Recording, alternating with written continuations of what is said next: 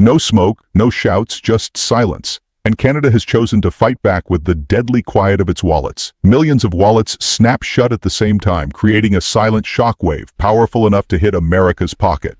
This is the cold response to President Donald Trump's tariffs. No orders, no organizers, just repeated choices that form a wave. Canceling shopping trips to Buffalo, skipping weekend plans in Seattle, switching to the local supermarket or domestic resorts.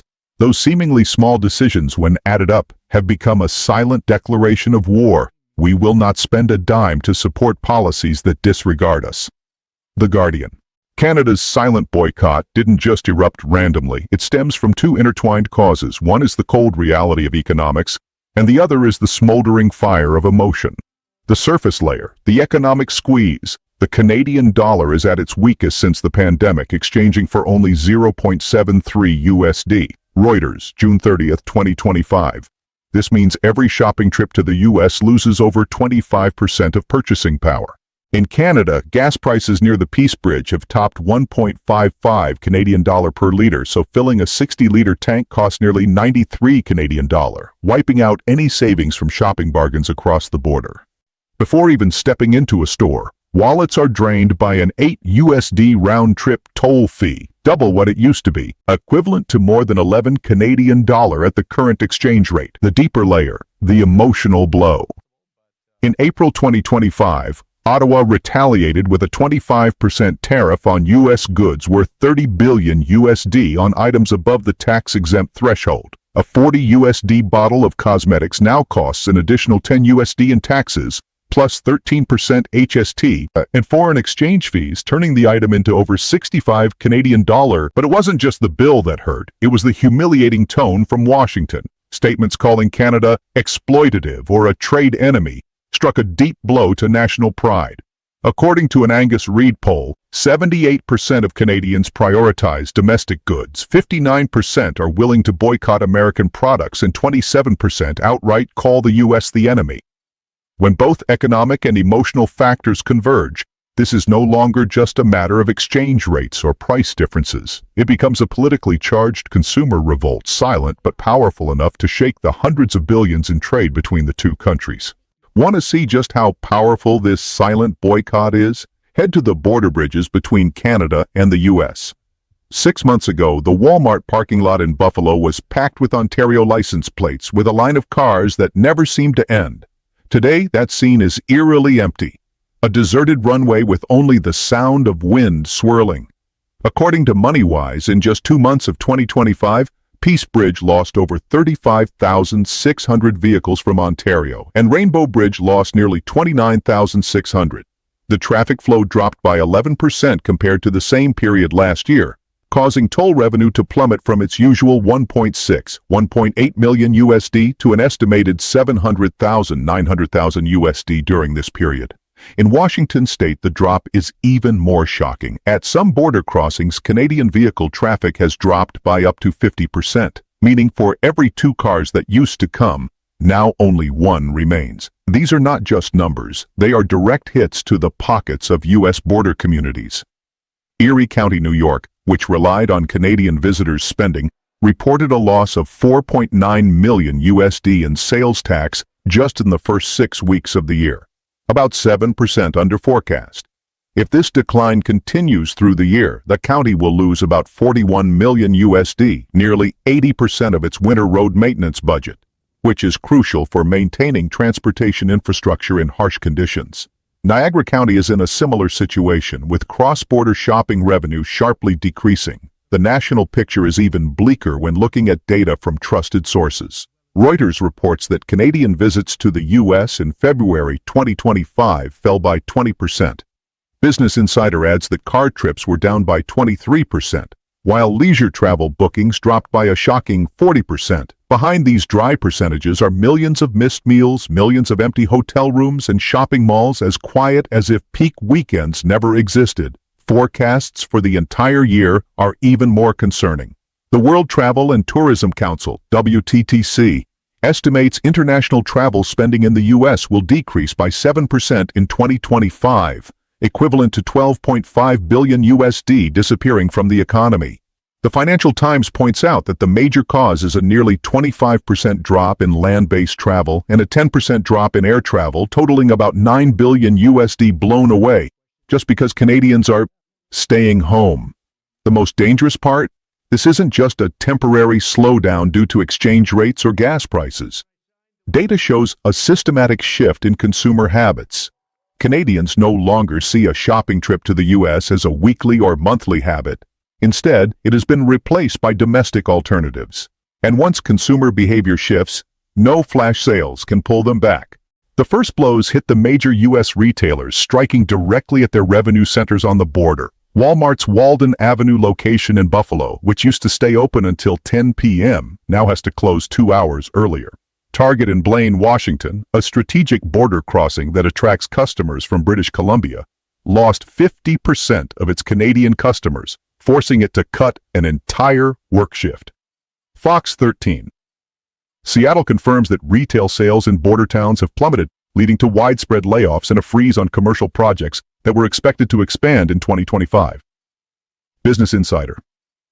The shockwaves don't stop at the big box stores. Ancillary industries that relied on Canadian tourists, gas stations, souvenir shops, roadside motels are also taking heavy hits. Areas once crowded on weekends are now quiet. A motel owner near Peace Bridge admits, even with a 15% discount, rooms are still 62% empty. Cross-border shipping services, once a vital supply chain for goods, have lost 75% of their customers in just the first few months of the year. This downward trend quickly spreads to other sectors. Fast food, McDonald's, Wendy's, and Burger King in border areas lost $350 million USD in revenue just in Q1 2025, according to NPD Group. Electronics. The Apple Store at Walden Galleria and Best Buy in Niagara Falls report a 25% decrease in foot traffic since the new year. Luxury fashion.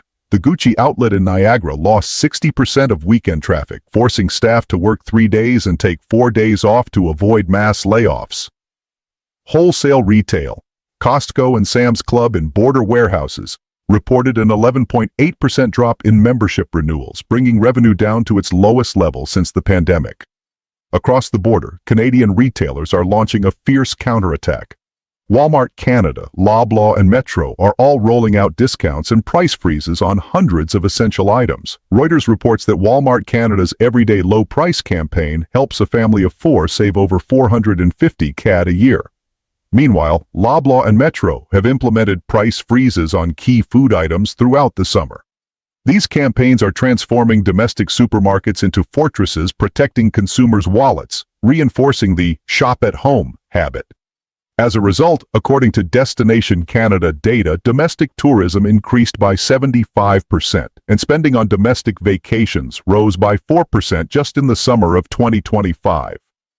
Canadians are realizing that staying home is not only more affordable and safer, but it's also an act of national pride, and this is the deepest pain for the U.S. Canada isn't just stopping its visits to America, it's building a domestic consumer ecosystem strong enough to sustain this new habit. When an economy can meet its own needs for entertainment, travel, and shopping, even 70% off discounts in the U.S. become meaningless. The silent boycott may not make noisy headlines, but it's cutting deep into the U.S. border economy week by week, month by month. This is not a temporary shock like a natural disaster or pandemic, but a structural shift in consumer behavior driven by policy and emotion. If trade tensions continue, particularly with the risk of a 35% tariff, as some recent proposals suggest, other sectors like automobiles, healthcare, and higher education could very well become the next dominoes to fall. Once trust is lost, consumers will find alternatives, and there will be no reason to come back. The message to Washington is clear. When money becomes a weapon, you can't win with short-term discounts. Losing trust means losing everything. While the U.S. government struggles with its calculations, each passing day sees border communities lose a bit more vitality, and the Canadian wallet remains tightly shut, likely never to reopen to the U.S. as it did before. For decades, coffee was something you didn't think twice about when you went to the supermarket. It was a basic necessity, a morning habit, and a symbol of the American way of life. But by mid-2025, just a trip to Walmart was enough to leave consumers stunned in front of the coffee aisle. Folgers, a symbol of the working class, had topped $12 a can. Starbucks Pike Place, once a treat-yourself weekend indulgence, now cost $14.29. Even Great Value, which used to be the go-to choice for Snap users, was no longer under $9. This wasn't just a price hike. It signaled a quiet yet profound shift in consumer class. Data from Fred shows that by June 2025, the average price of ground coffee reached $8.13 per pound, the highest it's ever been in U.S. history. But what's even more shocking are the increases in individual brands. Folgers Classic Roast, an increase of 49.7%.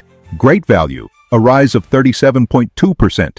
Maxwell House, a 35% increase. Starbucks Pike Place Roast, up more than 43%. Nescafé Classico, increase of 50.7%. Universal price increases, no class is safe anymore. What makes the price hikes in 2025 even more dangerous than ever before is their widespread, all-encompassing nature. No one is exempt. The poor can no longer afford Great Value.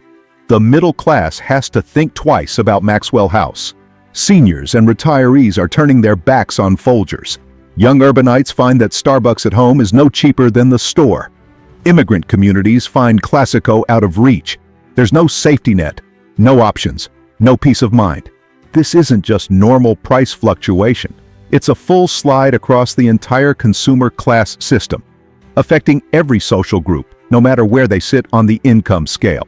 And the big question is, if even a cup of coffee can no longer be kept affordable, what will be the next thing to disappear? A can of coffee might only cost a few dollars, but a $3 to $5 increase per can, multiplied week after week, month after month, year after year, is gradually taking away consumers' ability to control their daily spending, from coffee to eggs, from vegetables to canned goods. When everything increases at once, even the best-prepared budgets will eventually crumble. And the worst part is, Americans are paying for a policy they didn't choose, don't fully understand, but still have to bear every morning when they just want a cup of coffee. Many people think the rise in coffee prices is simply part of the inflation cycle. But when we look at timelines, numbers, and specific decisions, the truth becomes clear and cold. This isn't the market's fault. It's a direct consequence of a politically motivated and calculated decision from the White House.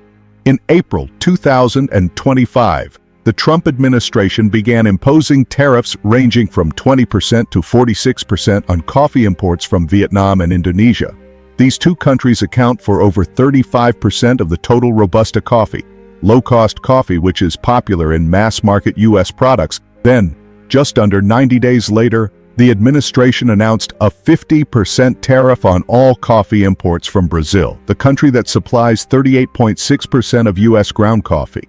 Brazil is not only the world's largest producer but also a stable supplier, serving as the central axis in the blending formulas for dozens of brands. This means nearly 75% of the total ground coffee supply in the U.S. is now subject to high tariffs, which has effectively doubled the cost of importing raw materials in less than 6 months. No business can absorb such a cost increase without passing it on to the consumer. Many still naively believe that greedy businesses are the reason for the rising coffee prices. But the truth is that coffee roasting companies in the U.S. can't change their supply sources, can't grow their own coffee, and have no viable alternatives. Just as businesses were trying to adjust to the new tariff policies, another bombshell dropped. Global coffee production plummeted dramatically. Brazil, the world's coffee powerhouse, faced a historic drought and winter frost, leading to a 15% drop in the 2024 to 2025 harvest. Vietnam also reported a slight decline due to unpredictable weather and rising fertilizer costs.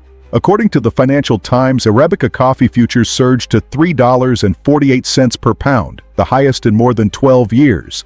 Meanwhile, the ICO Composite Index revealed that global coffee prices had increased by 76.4% in Q1 2025. This means each bag of imported coffee is now nearly twice as expensive as it was last year. For U.S. coffee roasters, this is a catch-22 situation. Raw materials are both scarce and heavily taxed, while consumers cannot absorb any further price hikes. Yet they still have no choice but to raise prices, because they have no other option. In the modern economy, few products are as tied to daily life as a morning cup of coffee.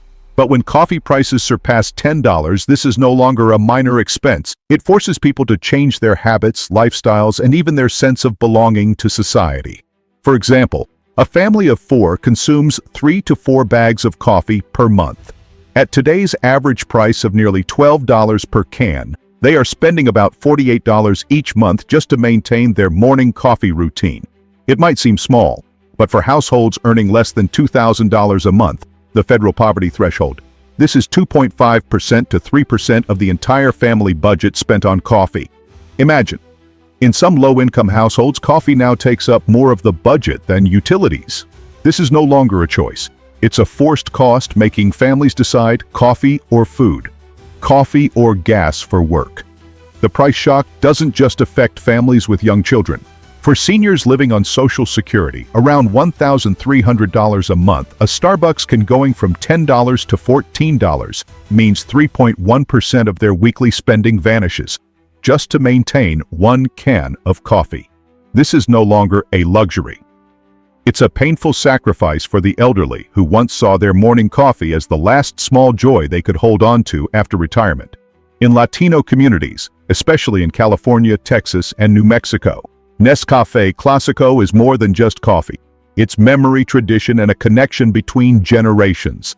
But today, when a jar of Clásico rises from $6.29 to $9.49, a 50.7% increase, many immigrant families, manual laborers, or those living on minimum wage are forced to give up what was once a cultural cornerstone in their kitchens, not because they no longer enjoy it, but because they can no longer afford what once belonged to them. A July 2025 survey by Bankrate showed that 42% of Americans over 50 who once bought packaged Starbucks coffee are now considering quitting entirely. Not because their taste has changed, but because they feel pushed out of the very small things that once made them feel part of society. This disconnection isn't happening through protests. There aren't long lines of people protesting at Walmart, but it happens every time they walk past the coffee shelf, glance at the familiar product, and turn away.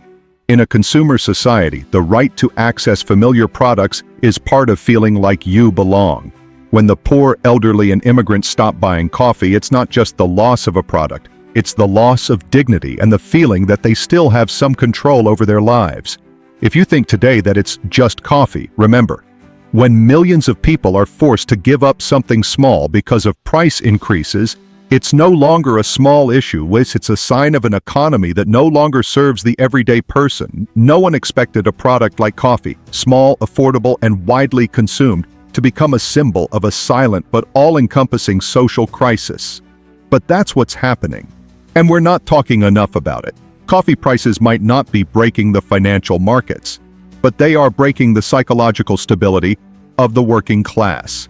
When even a morning cup of coffee forces consumers to hesitate, reconsider, or give it up, that's an economy no longer working for the people. On April 2nd, 2025, President Donald Trump's administration imposed a 35% tariff on Canadian potatoes. In just 4 months, over 140,000 tons of potatoes disappeared from American shelves. Prices soared, and American consumers had to pay more for soggy fries.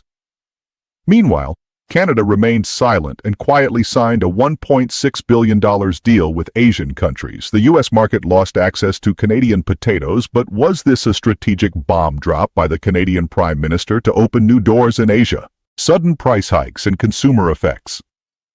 The tariff immediately increased the price of imported Canadian potatoes. For example, a $22 bag of potatoes rose to $30, a 36% increase. Not just fresh potatoes, but processed products like French fries were also hit hard.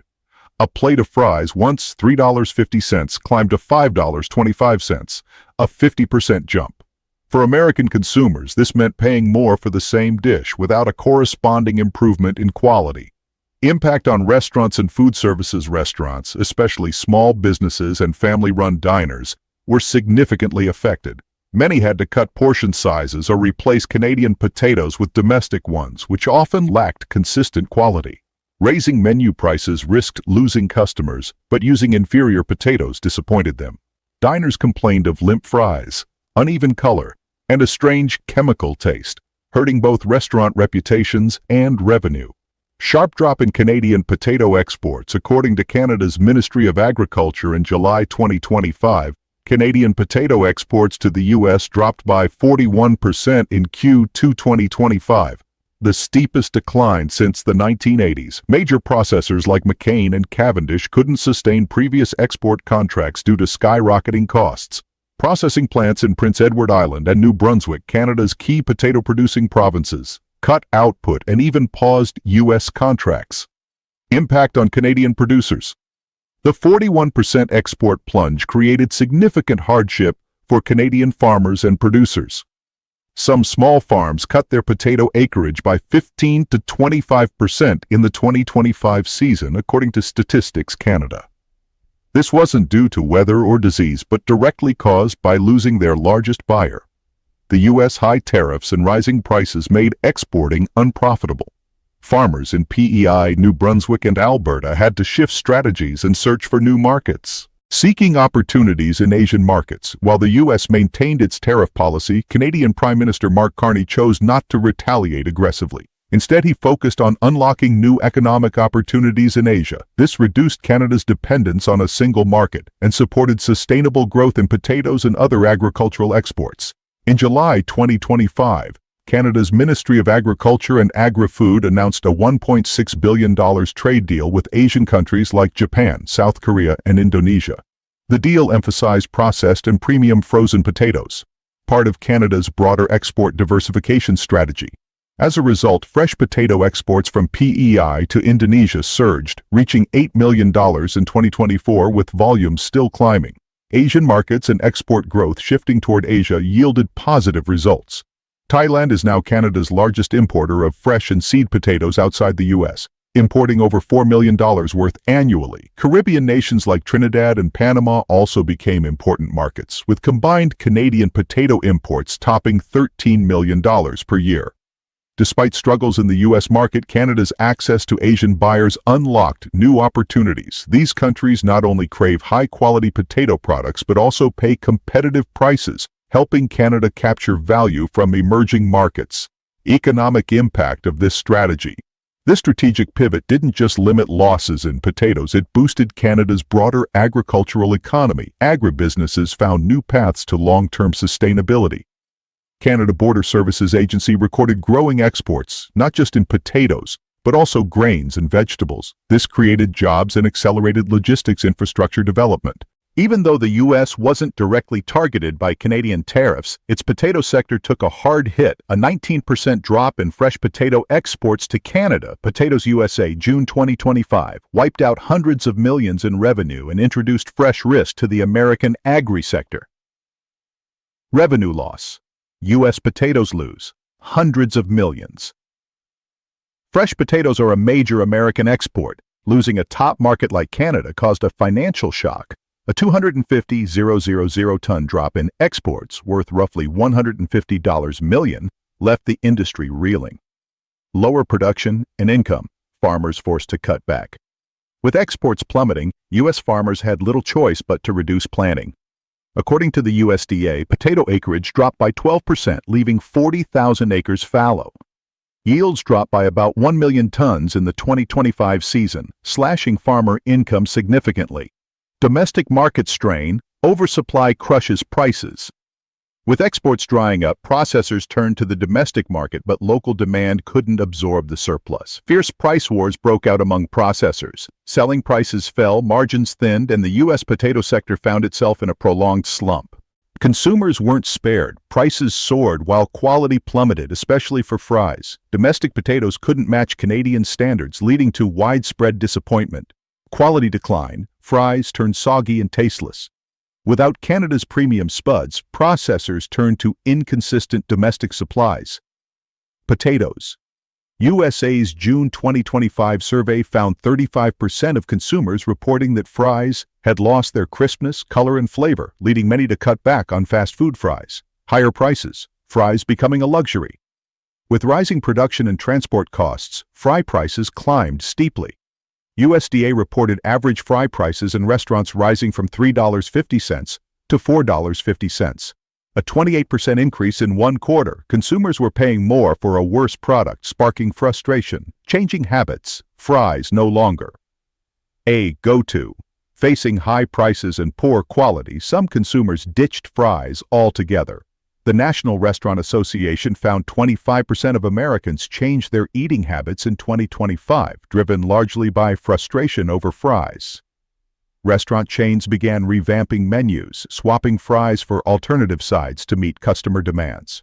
The U.S. potato industry is not just weathering a storm, it's caught in the eye of a systemic crisis triggered by protectionist policies, supply chain shifts, and global realignments. What began as a 35% tariff on Canadian potatoes has escalated into a far-reaching economic ripple that stretches from Idaho's potato farms to fast food chains in New York, affecting millions of American consumers and workers alike. This isn't just a story about potatoes. It's a cautionary tale of how reactive policy can backfire when divorced from economic reality and global market dynamics. It's about how a single tariff can trigger a chain reaction that undermines both producers and consumers while strengthening competitors abroad. It's also a stark reminder that in today's interconnected economy, no nation, no matter how powerful, can afford to ignore the cost of isolationism.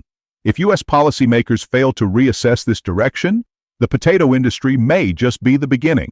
More sectors could follow as countries like Canada look elsewhere for trade, investment, and partnership. And as the global table rearranges its seats, America may find itself with fewer friends, fewer suppliers, and fewer options, while its citizens pay the price, one soggy French fry at a time.